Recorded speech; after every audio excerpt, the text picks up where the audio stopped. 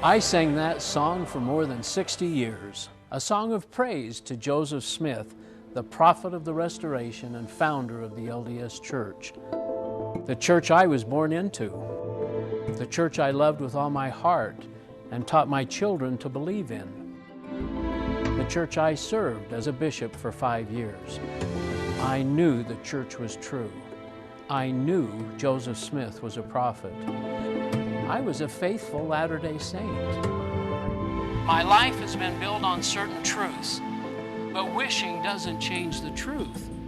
I didn't start out challenging my belief in the church.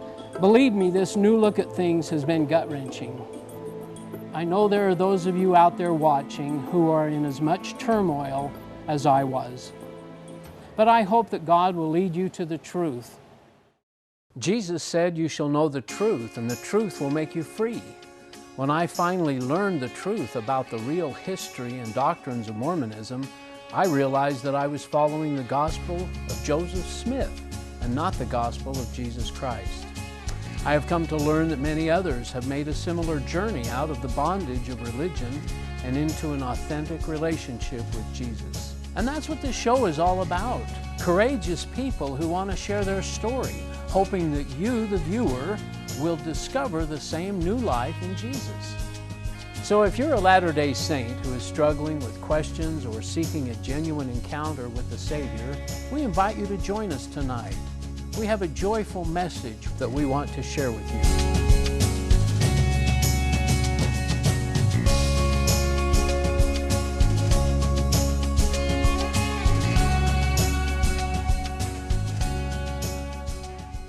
So I'm really thrilled to welcome Sandra Tanner.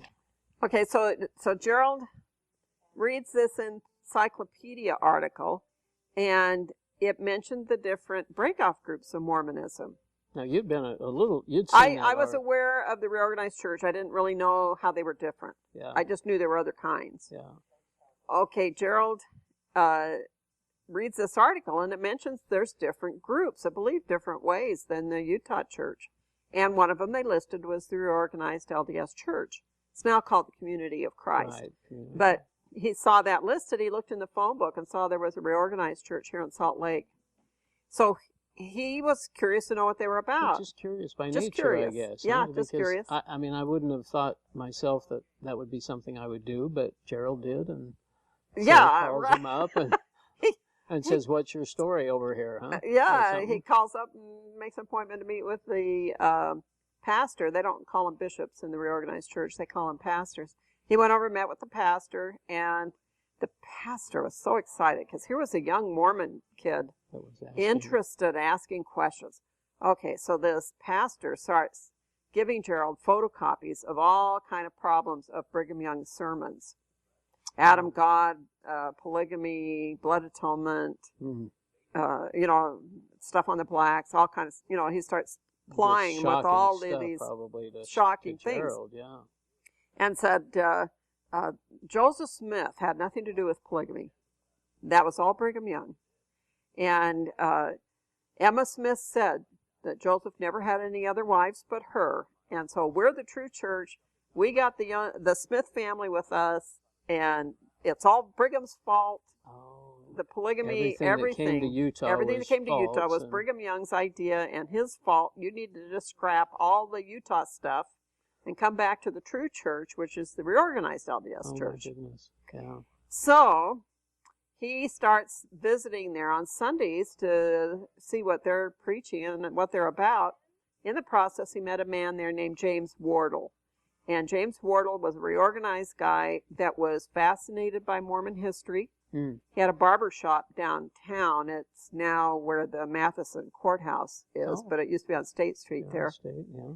And in his little barber shop at the back, he had the state's biggest private collection of Mormon material. Books. Original Book of Mormon, Book of Commandments, Doctrine and Covenants. Millennial Star, Times and Seasons. Oh, my goodness. Evening and Morning Star. Whatever it was, James had copies of it at his library. Wow. And so Gerald starts visiting James at his barber shop. And James gave him a little pamphlet called An Address to All Believers in Christ by David Whitmer. One of the three witnesses to the Book of Mormon, yeah. And Whitmer, writing at the end of his life in 1887, tells his experience as a Mormon and why he left Mormonism. And he tells in there that he left because Joseph Smith started changing the revelations, started changing the doctrines of the church, introducing things that he had never been told when he first joined Mormonism.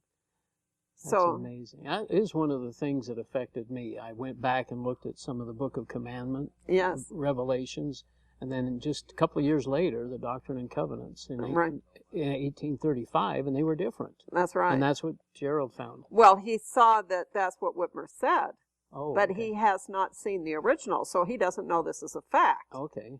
And at first he thinks Whitmer is just making it all up to make the Utah Mormons look bad. Okay. And he's not sure, how much, does this really check out? Well, he also, in the meantime, had found out, probably through James, the barber, that there were of some of the splinter groups that were in Independence, Missouri. Mm.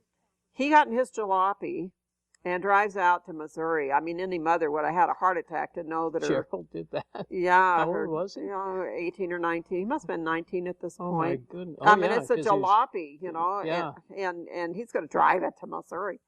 And it broke down along the way. He had different stories of, the trauma of getting to Missouri. Yeah. He gets out there, and he's at some flea bag hotel.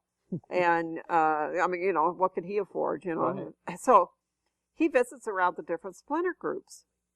And they got different beliefs. So the reorganized church has got one set of beliefs, and 12 apostles and a prophet and everything. And then across the street from them is the Church of Christ Temple Lot group. Oh, yeah. And they got apostles and prophets. But a little different twist on this and that. Yeah, they only accept the 1833 printing of Joseph's Revelations in the Book of Commandments. They don't accept the Doctrine and Covenants. Well, the reorganized church... Because of the changes, Because of the changes. They said, no, the later stuff's no good. So here's the reorganized church. They're using more of the 1835 Doctrine and Covenants as a base for their revelations. And they believe they're the only true church. And they're the only true church. And then he found some of the Whitmer descendants and talked to them about what David Whitmer was about. Because he had started a little Church of Christ himself. Mm. And so Gerald was looking to see if there's any remnants of Whitmer's church. Yeah. In the process, he ran across another little splinter group called the Church of Christ Book of Mormon. And this was a little group that had pulled out of the reorganized church and out of the Temple Lot Church of Christ group and had formed a new little church that only believed the Bible and Book of Mormon. They rejected all the rest of Mormonism. Including Joseph Smith, or Joseph Smith up to 1830? Joseph Smith up to 1830. Oh, my goodness. And so all the other revelations after that, the polygamy and the temple and all that everything. Stuff. Okay. Yeah. Priesthood, all of that went. Wow. They just took the Bible and Book of Mormon. Well, Gerald ran across this little group and started meeting with them, and someone let him come and stay at their house while he was there. And this started him thinking on a whole new line now of research. I think it was at the Temple Lot Church, they showed him an original Book of Commandments, so he verified the changes in the Revelations. So he knew that there was that change. Yeah, so Whitmer was right when he said the Revelations had been changed. Wow. And well, I remember him saying or being quoted as having read this address to the Mormon or to the believers, and that he threw it down in disgust because he was so upset. Or no, this couldn't happen. Right. Joseph Smith couldn't. So he believed, though, that Joseph Smith translated the Book of Mormon the way it yes, it was fully committed to the Book of Mormon. Okay, all right. And so he came back out to Salt Lake. He went a year to the University of Utah when he first got out of college, out of high school. But then he dropped out, and for a year he did nothing but read.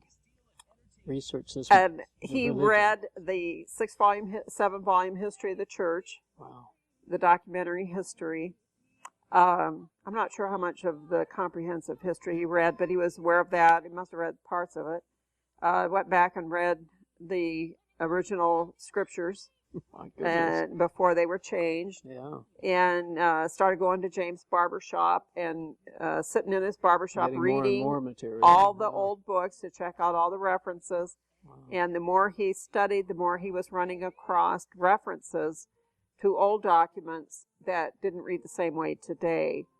And so this really launched him on a quest to get to the bottom. What is true about Joseph Smith? How much of this can we really believe? Yeah.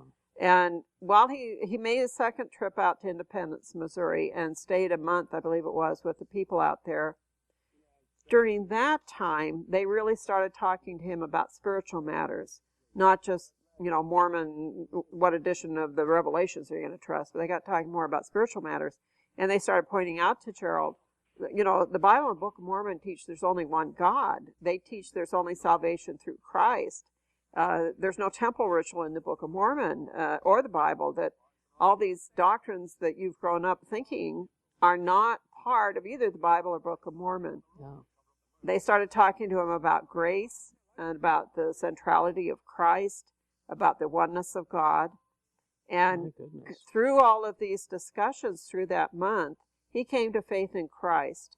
Now, he could not point to a day when he could say, that's the moment I trusted Christ. But he knows that when he got there, he was not a Christian in the evangelical sense of the word, but when he drove home, he was a child of God. Wow. And it happened while he was with those people. So when I meet him, he's 3/4 of the way out of Mormonism. So this not is totally out. Now, he's involved in this meeting that you go to with your grandma? Was he actually doing the teaching? He was in charge of the meeting. It was his meeting. It was his meeting. At his mom's house in the basement, and the dad was off working at the Weather Bureau, so the mom took Gerald's 2 younger sisters that were still in the home to the movie to get them out of the house so they wouldn't be contaminated by Gerald's meeting. Oh, dear. And so Gerald holds this meeting, and is he now representing this other church? Well, in an informal way. Okay. But he had a tape recording of one of the people's stories, and was playing a tape recording that night, and then he talked some about whatever was on the tape. Now, the meeting for me was not a shock, in that I'd heard my mother and my aunt raise some of these things before. So it wouldn't be like for some Mormons the first time I ever heard anything shocking, you know. And I thought, okay, well, that's interesting. I've heard that before, but I never really knew what the basis was or background of it.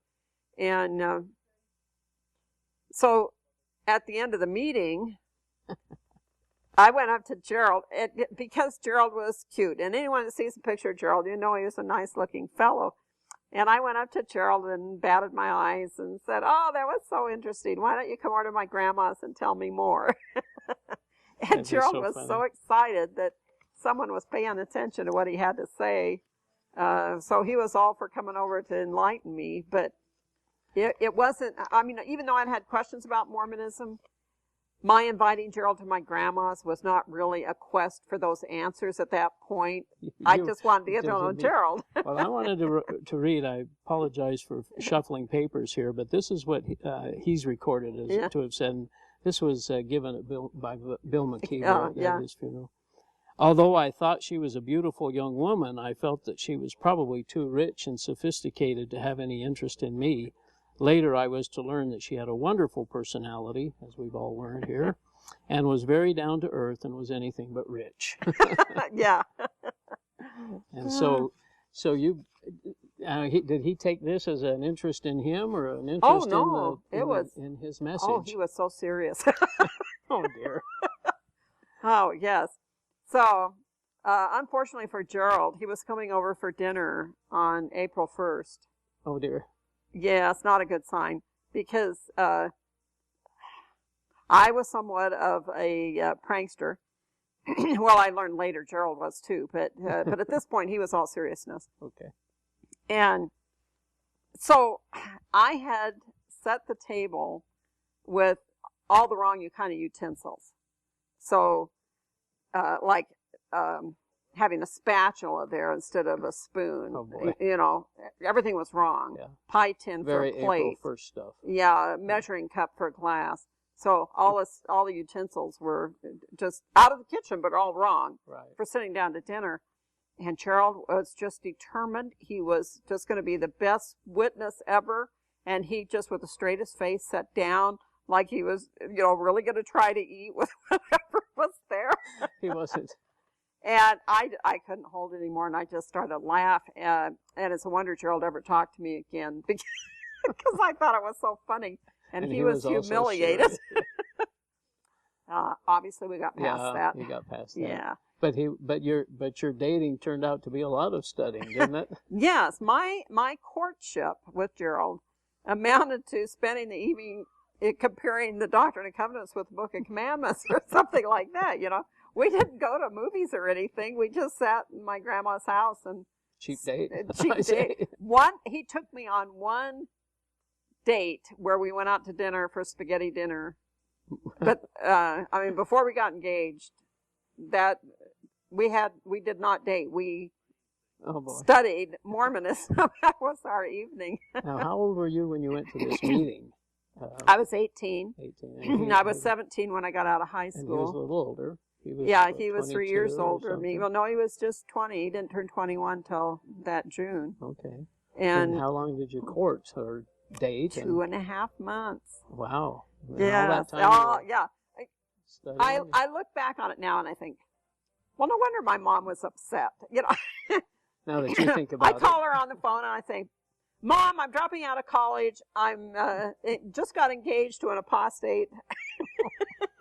And we're leaving just the words church. that Mom wants to hear. To what? She got the next plane to Salt Lake. Oh, my goodness. Yeah. So what is going on over here? So did you ever go back to California after this? Yes. You did? I went back to California to prepare for our wedding. It was all just real fast. Yeah. I'm going to have to take some more water.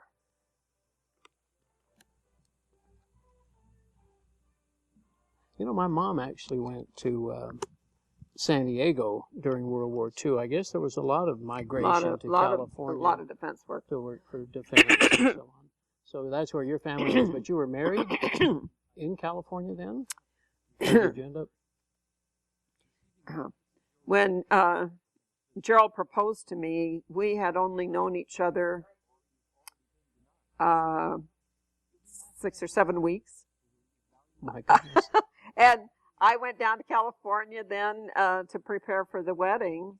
And so our wedding was in Southern California. Wow. We knew we did not want a temple wedding. We knew we did not want the bishop to marry us.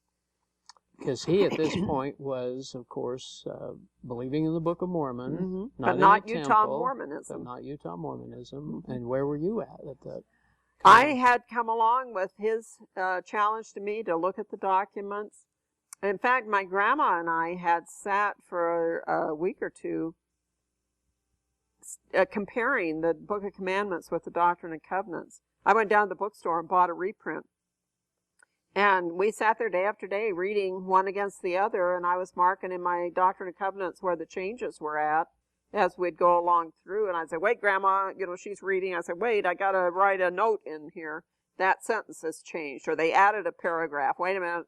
There's not room to put it in here, so I'll just have to added a paragraph. And went through and noted through the Doctrine and Covenants.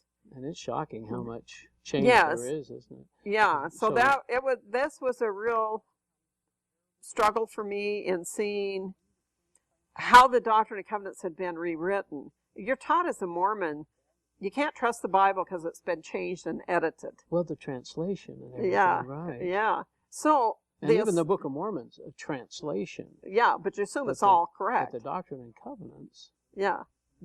So here I've been taught all my life that the Bible isn't something you can fully put your trust in. Right. But Joseph's revelations were God speaking directly to him.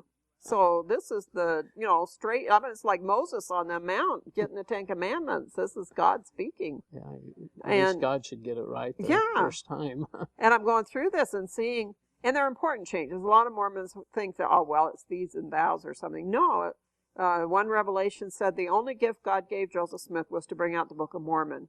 And then later that was rewritten to say it was the first gift God gave to him. Now, this bothered David Whitmer. This is one of the things Whitmer brought up, that Joseph went beyond what God had originally called him to do. Wow.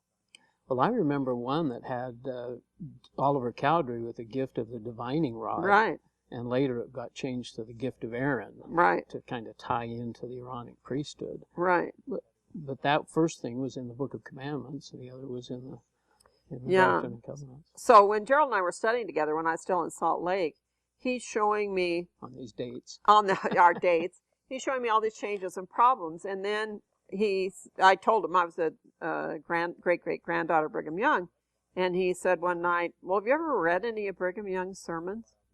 And I said, no. And he says, well, if I bring you over some, would you read them? You ought to at least read his most famous sermons. There's probably a lot of, you would call it pride, but a lot of appreciation for the fact that you're related to Brigham Young. And oh, yes. So you held him up as a... Yes, I could boast to all my little friends.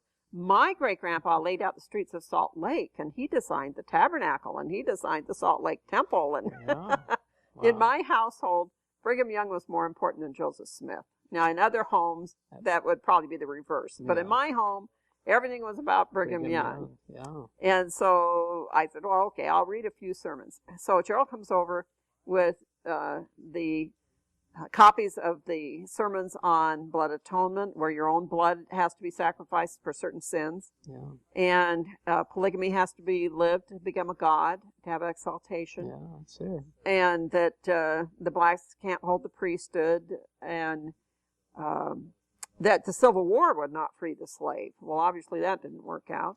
And then there was a sermon that they wouldn't give up polygamy for statehood. Wow. Well, that didn't work out. Then there was the Adam God doctrine. Theory, And, of course, they don't teach that today. Right. But the thing that really was the most disturbing was the blood atonement sermons of Brigham Young. That was the real clincher. I remember one dramatic one that said something about if a woman was in bed with... That's the one that ended Mormonism for me. Brigham said, let me suppose a case. Suppose I found my brother in bed with my wife. I would immediately put a javelin through them both. And this would justify them and save them, and I would have helped them gain eternal life. I'm paraphrasing, but that's the story. Well, the blood atonement is that Jesus' blood isn't enough. Right, and the sermon went on to say that. Sacrifice their own blood. Yeah. Blood atonement. There are certain sins a man can commit that the blood of Christ alone will not cover. Wow. And so that was a big one for you. I read that and I thought, this isn't the Jesus I remember reading about in the New Testament. This isn't what little I knew about the Bible. It just didn't ring true to me. Yeah. We had studied New Testament one year in seminary, and so I had a pretty good idea of the Gospels. I might not have understood much of Paul's letters, but that. And I thought, so that pretty much ended Utah Mormonism. But Gerald and I both still thought God could have used Joseph to bring out the Book of Mormon.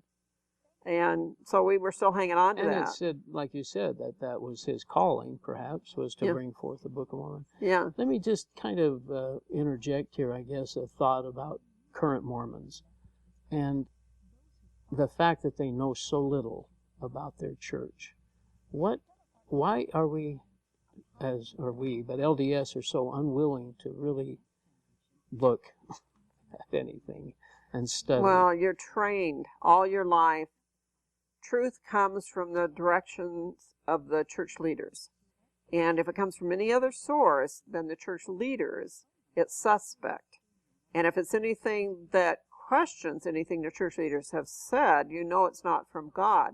So you're brainwashed from a child to be suspicious of anything outside of being published from Deseret Press or in the Ensign or something that came in conference. Kind of a manual from the church. Yeah. And old conferences are suspect. You know that the old conference talks, you don't bring up Brigham Young's conference talks. They don't count. You go by the living prophet.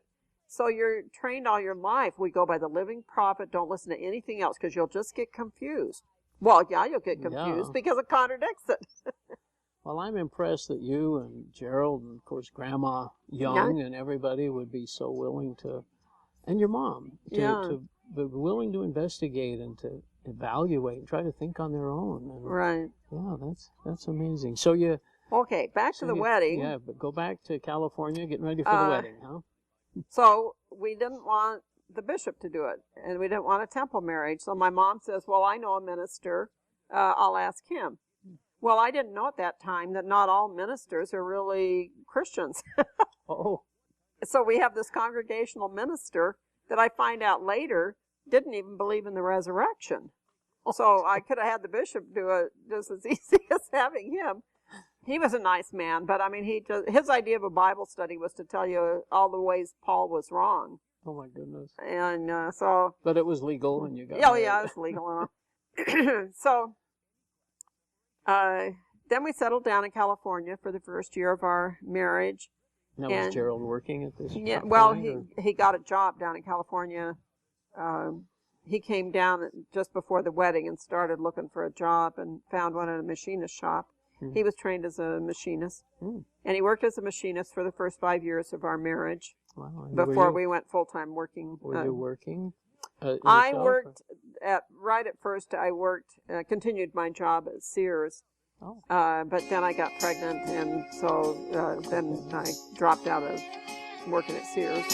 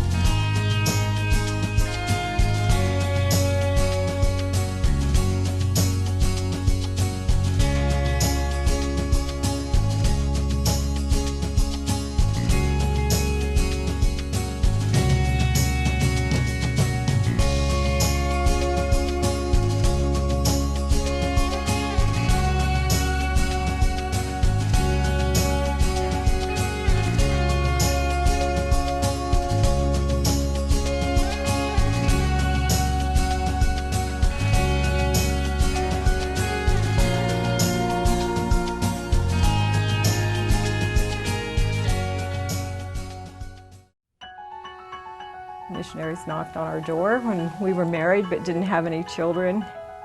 We were always incredibly strong and faithful in the LDS Church. Joseph Smith was a prophet, and the LDS Church was the only true church on earth. You didn't even think that there was any world outside Mormonism. And we just kind of dug in and never gave it a second thought. You know, just following the religion, the Mormon religion was all I needed. I believed it with all my heart. We had a real heart for the church. We believed in the church. The LDS Church was the only way. Even though I was living the commandments outwardly, I still felt like something was missing. There's the things that you kind of put up on the shelf. I wanted so bad to not know that. You begin to feel the weight of that shelf. It eventually breaks. What if what you've believed all your life isn't the real Christ? It does have eternal consequences. God began to change my life in amazing ways about 6 months into my 2-year mission experience.